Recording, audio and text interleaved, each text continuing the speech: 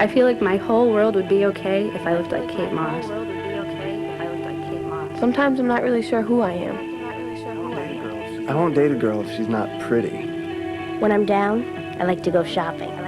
My coach told me I had to lose weight. The other day, my math teacher told me how pretty I am, but he's never told me how smart I am. Sometimes I drink myself into oblivion. I think our class president is so smart. I don't know how to tell. Instead, I just wind up teasing her. People pick on me and my best friend. People pick on me and my best friend and call us dykes. What if I'm not a good kisser? Most days I try not to eat until dinner, but sometimes I'm just too hungry. My brother's rough with his girlfriend. I guess that's what girls like. My brother's rough with his girlfriend. I don't know what to do when someone touches me more than I want them to. Almost every girl I know feels like she has something major wrong with her body. I'm Mary Pipher. I'm the author of Reviving Ophelia. I wrote that book about 5 years ago because I was real concerned about the girls I was seeing in my private practice in Nebraska. I had a period of time when I was swamped with teenagers, mostly 12, 13-year-old girls, who had a lot of serious problems, things like depression, eating disorder, refusing to go to school, some sexual problems. And the theories at the current time in psychology about why they were having problems just didn't seem adequate to me to explain what I was seeing. So I got interested in thinking through the issues of why are girls having so much trouble. The conclusion I came to, in brief, is it's not so much because of dysfunctional families as a dysfunctional culture. Girls are coming of age in a very poisonous, girl-hurting culture. And Reviving Ophelia is my attempt to talk about the developmental issues of girls this age, the culture they live in, the needs they have at this age that are and are not being met by American culture.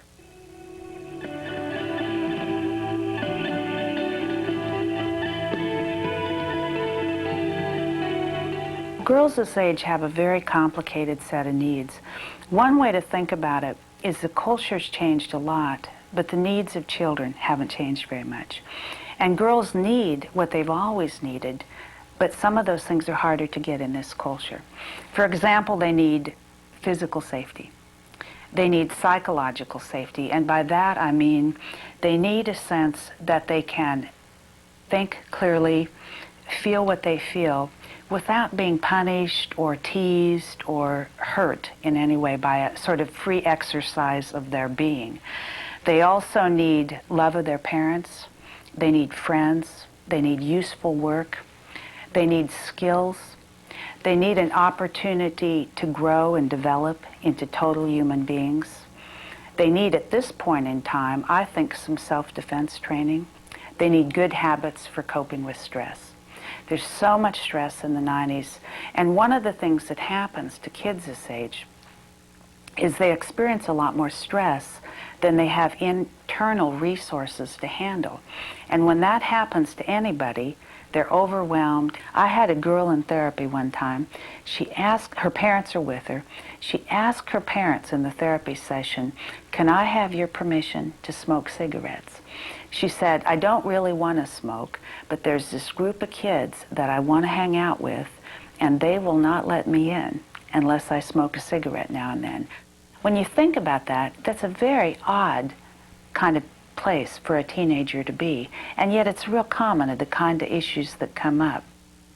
Teenagers are encouraged to distance from their parents. So the people who love them most, who are the most plugged into them and eager to be helpful to them, oftentimes are sort of cut off from them. What they do is they look to peers, they look to their friends, and they look to media to give them some ideas about how to be. Actually, it's easier to be an adult than a teenager in terms of the social milieu that teenagers are living in. Ladies, we have a new student with us. This is Ty Frazier. Ty, you don't have time to change, but you could hit a few balls in those clothes. She could be a farmer in those clothes. Another story I've been telling lately is about a girl I worked with poor mother. She told her mother before school started, single-parent mother, works at a factory, I can't afford designer jeans, you can't afford designer jeans, we don't need them, I'll just buy cheap jeans, go to school in them. 2 weeks into the school year, she goes back to her mother and says, I know these jeans are fine, I know you can't afford designer jeans, but I am getting teased so badly that I really think we should invest some money in a pair of designer jeans just so I can make it through the day without all this abuse. Those are the kind of issues the average 7th grader runs into. When you think about it, we adults generally don't have that complicated of decisions to make day by day about how to manage our impressions of other people, how to manage relationships, and so on.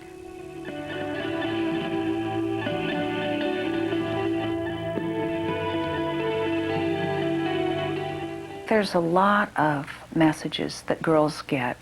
And again, some of them are almost on a level of osmosis. In other words, they're not real direct messages.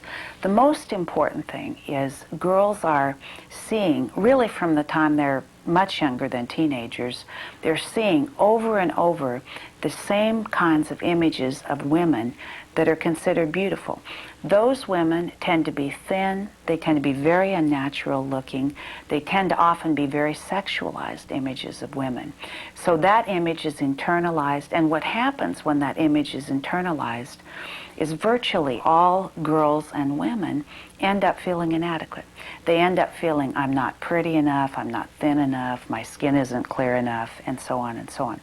Another thing they feel about that is that this stuff is very important. I mean, it's not a sort of irrelevant thing. It's very important. So, for example, one sex difference I noticed years ago as a therapist, before I was even thinking about this stuff, is that if you ask a man how he feels about his body, he might be realistic about it. He might go, well, I'm not that good looking a guy, but he's not likely to have real intense reactions to that question. Women often have very intense reactions. Girls often have very intense, almost like a repulsion or a self-loathing. And that comes, I think, from internalizing pictures of women as beautiful that are so different from what they actually are. Over the last 20 years, models have gotten thinner and thinner and thinner. And so the average height of a model is 5'10", 5'11". Their weight's about 110 pounds. They will get no thinner. The height weight of models has leveled out, not for any positive reason, but because if they get any thinner, they can't be healthy enough to show up for photo shoots and work. So they have gotten thinner and thinner. Meanwhile, the weight of real women has increased. And so the disparity between how our culture defines beautiful and how real women look has gotten greater. When we define beauty in such an unnatural way, young girls do very unnatural things to be thin. There's a real correlation by now in this country between young women's desires to be thin and to be beautiful and the fact that so many young women really become victims of eating disorders. TV Guide asked me to do an article about all the shows with adolescent girls. And what I found was, first of all, there was one look. All the stars looked essentially totally interchangeable, about 5'10", 5'11", thin, maybe 110, 115 pounds. They all wore designer clothes, perfect teeth, perfect hair, long, straight blonde hair. And these girls were all big consumers. They were all very interested in boys. And we'll play. And sexualized in a way that most girls that age are not. Alone at last. Come on. It's a party. Aren't you going to open your present? There's a kind of fashion trend to use adult women dressed in young girls' clothes, to have children dressed in adult sexy clothes. I think this is very dangerous. It blurs the boundaries between children and adults. It educates all of us to see children in a more sexualized way than at least I think most of us would naturally. And it also infantilizes women and makes women less powerful than they would naturally be. It trains us to see women as younger, as more girl-like. Because of her baby doll image and precocious attitude, Emma is also known as Baby Spice. But there's more to her than just innocence.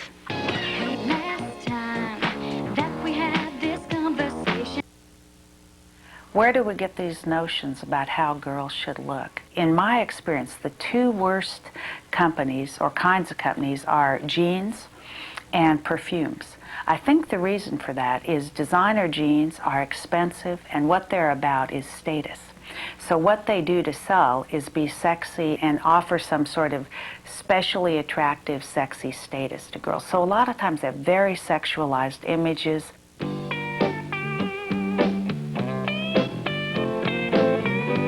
Sometimes you just want to put on a pair of jeans, go out, and get dirty. The other set of ads that I think is very bad is perfume ads. Perfume ads oftentimes have a hint of sadomasochism, or they have women that, when I see the pictures, I think, this doesn't look like an emotionally healthy woman, or is this the face of a self-actualizing person? So you see a lot of ads where women look disoriented, where their faces are vacant and absolutely reflect no intelligence or interest in the world. They're traumatized, they're victims. One of the things that's very common right now, rather than have a whole person, only a part of a person will be depicted, their breasts, their behind, their torso, whatever. I think this is a very dangerous trend. First of all, I think all the important information about people, their personhood, is carried in their face. When you think of it, your face carries your intelligence, your compassion, your character, your sense of humor, your investment, your interest, and so on and so on. If you cut off the head, you don't have a real person, you have an object. Objects are hard to respect. You don't vote for an object for president. And it's also easier to hurt an object. So it has implications for things like domestic violence. One thing I encourage is when you see products that advertise by showing, say, just a woman's behind, write that company and say, I will not buy your product. If you want to use women to advertise, show a whole person with a face. I think that's very important.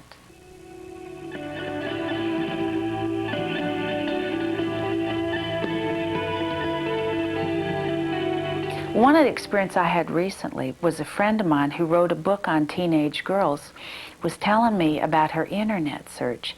And she keyed in preteen. She wanted to see all the academic research that had been done on preteens recently.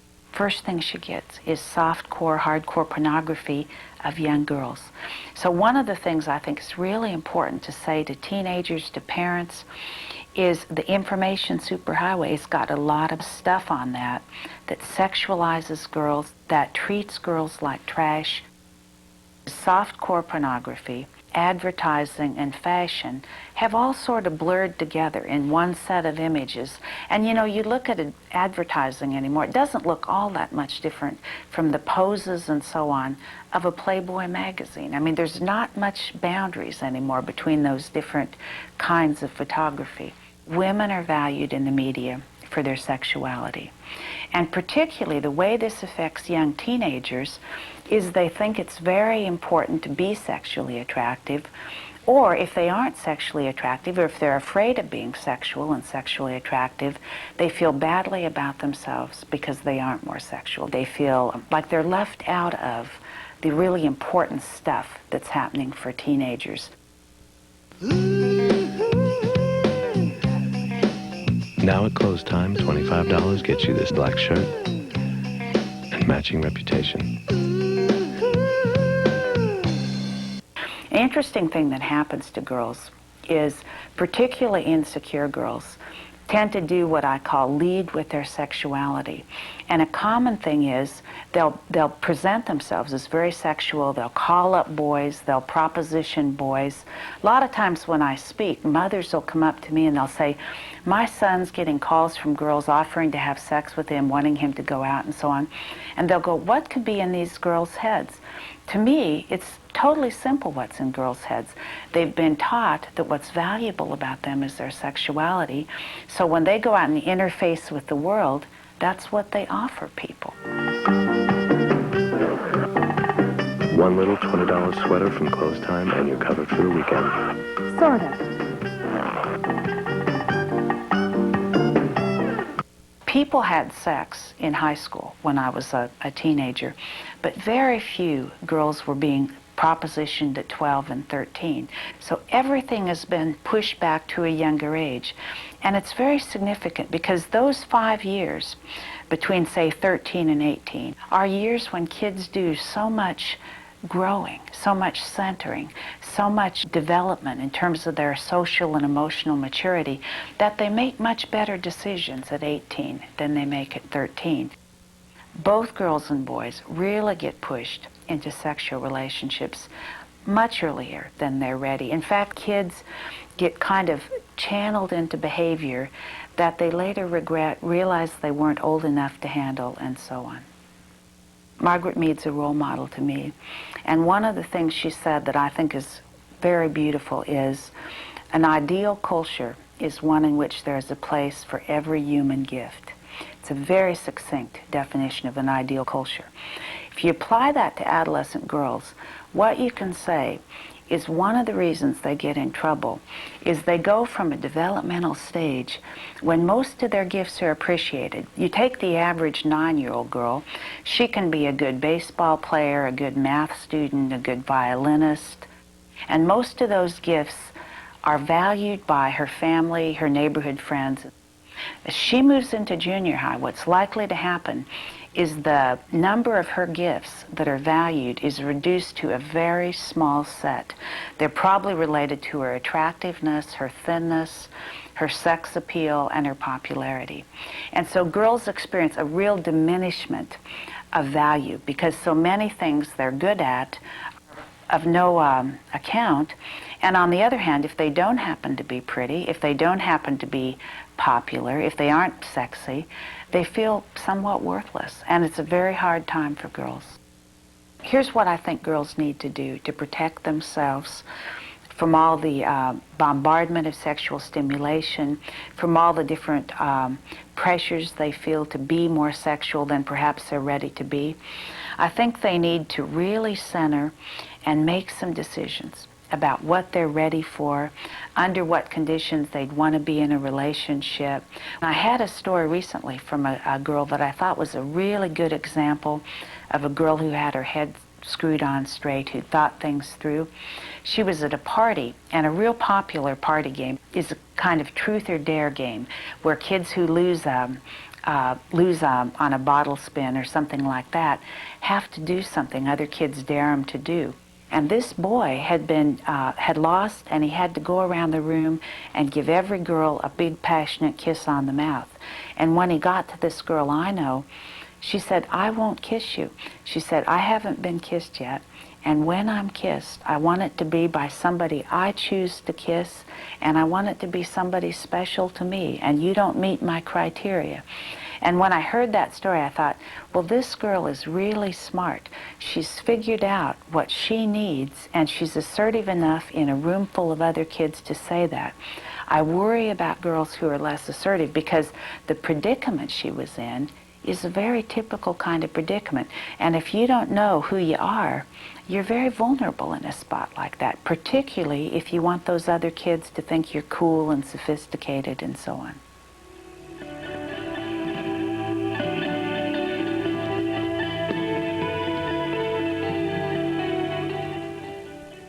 Ooh, and I've got my sights set on that one. The inventor's daughter? She's the one. The lucky girl I'm going to marry. But she... The most beautiful girl in town. I know, but... That makes her the best. And don't I deserve the best? Well, of course.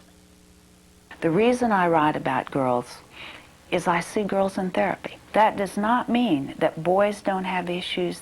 I personally think the culture is very damaging to boys at this age. Boys have a very hard time right now knowing how to be good men, There's lots of information for boys, how to be rebels, how to be antisocial, how to be tough. There have been way too many movies where macho men are portrayed as heroes. Boys have very little guidance on how to grow up to be loving, emotionally sturdy, pro-social people.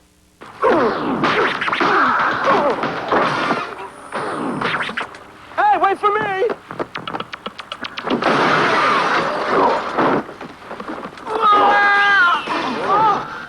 Another thing you rarely see in a movie is a man who is at all articulate about his feelings, who can say something simple like "I love you," for example. So boys have almost no modeling in how to, in a manly way, express feelings. I really love you. Ditto. One of the things that happens to young men is they end up thinking that the most important thing in a date in a woman is attractiveness. And there's actually a lot of research that this is true, unfortunately. They tend to see images of women not being the subjects of their own lives, but the objects of other people's gaze. So they get a kind of a view of women as very beautiful, passive, sexually attractive. So it socializes men to think about potential mates, potential partners, not in terms of their sense of humor or character or common interests, but in terms of their breast size and the shape they have and so on and so on.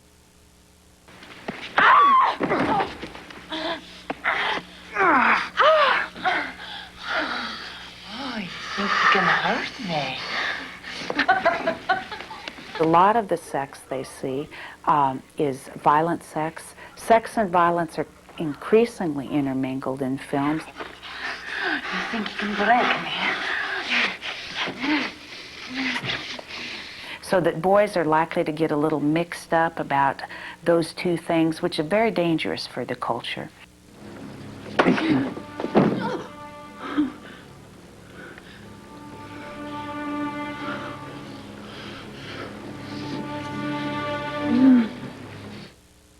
I speak a lot in high schools.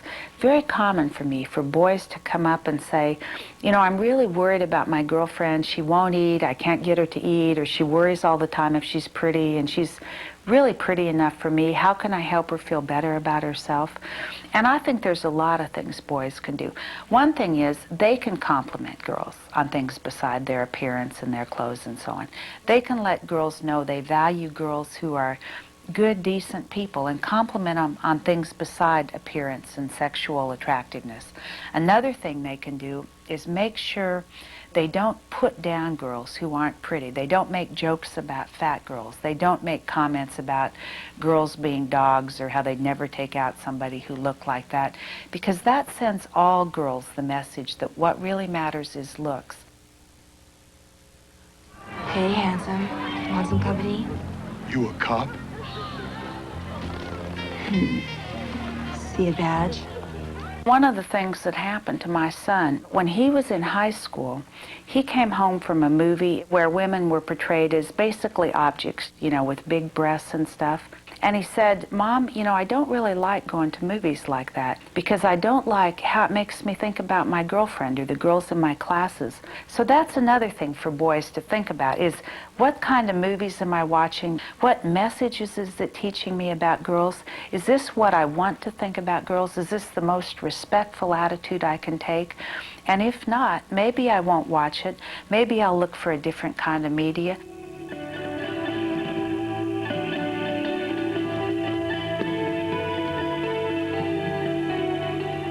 One of the things that's very important for girls is that they keep doing what they enjoyed doing when they were younger. If they enjoyed doing chemistry experiments, if they enjoyed playing soccer, keep those things up. Nature can be helpful. Girls talk about the things they do to de-stressify themselves. A lot of them like things like music, their pets, reading, taking a warm bath, talking to friends. Exercising is a very good way to decompress. It's very important to have good habits for coping with stress because life is so stressful in the 90s for teenagers. If they don't have good habits, they'll have bad habits like using drugs and alcohol and so on. Her second date with Chris. It's only the most important night of my life. What will he think? What should I wear? The air was filled with tension. No way. A lot of the messages you get as a teenager encourage you to worry about being attractive and popular. Will she find true love? Savage. And what about him? And what about you? In my opinion, neither one of those is a good goal. I think it's much more important to have one or two close friends, to think about what it is you really care about and go for that. Another thing very important, I think, is to have girls in sports. Not necessarily competitive sports, but sports that allow them to experience their bodies as functioning, as healthy, as working to do things for them. So they have a different set about their body than how does it look to other people? How do I appear to boys? One of the best things you can do if you want to stay healthy and whole is go spend time with the older lady down the block, with the little baby you babysit with, and so on. It'll keep your life in perspective. We put all our 3-year-olds together, all our 12-year-olds together, all our 80-year-olds together. And when we do that, we lose the collective wisdom of all these people combined. Another thing I think is very important is that boys and girls do things together that have nothing to do with dating or romance or sexual relationships, that they spend time together as friends, that they do a lot of talking, they do mutual projects together, they share common interests, and that boys, by the way they interact with girls, are teaching them, we value you as a person, we want to know you in your entire beautiful nature, not just for how you look in your clothes. One of the things I advise teenagers to do is to find some cause they really believe in and get to work making a difference. It's an antidote for despair. It gives them a feeling of usefulness. It gets them away from some of the superficial kind of things that teenagers often do to each other. It gives them a real sense that they can make an impact on the culture, and it's an empowering experience, so I recommend it to teenagers. One of the very strong values of teenagers is they want to be free. They're very much socialized in this culture that freedom is a very positive value, that's a very important kind of thing to have if you're going to be an adult. My definition of freedom is this, that you have a real sense of who you are, you have a sense for where you want to go, you have a value system you can trust, and you have the ability to hold the course, to stay focused on your own long-term goals and move pretty consistently in that direction. The contrast to that is that the ability to act impulsively on whatever whim or impulse happens to hit you at the moment. I say that's a terrible form of slavery. You're at the beck and call of whatever impulse you have. You're in a little boat out on a big lake. You're getting blown all over this lake by winds from the north, from the south, from the east and the west. The only way that you can stay true to your own course, the only way you can keep from just being totally disoriented is to have a real sense for where you're going, how to navigate in that direction, and keep looking at your North Star.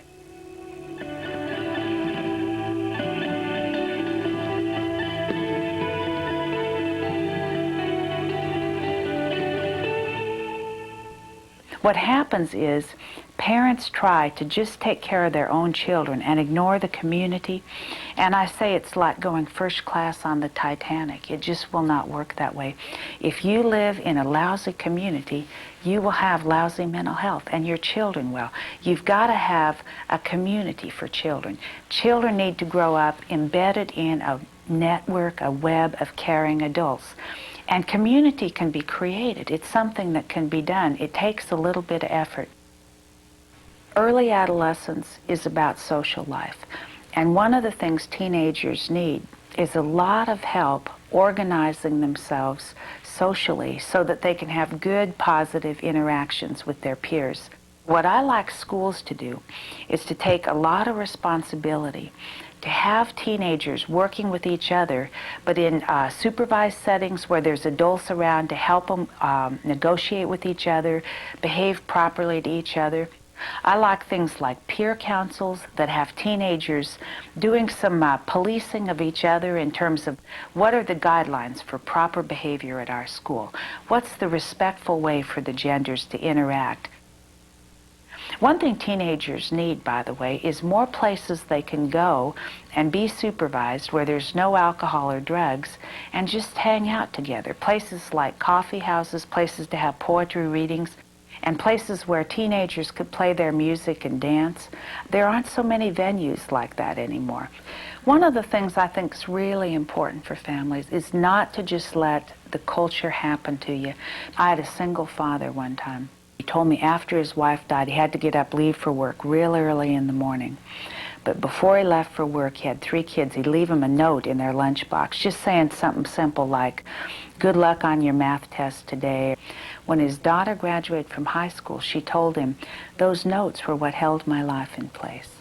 So you as a parent can really make a big difference to your child, just taking a few minutes a day to plug in to where they are and connect with them.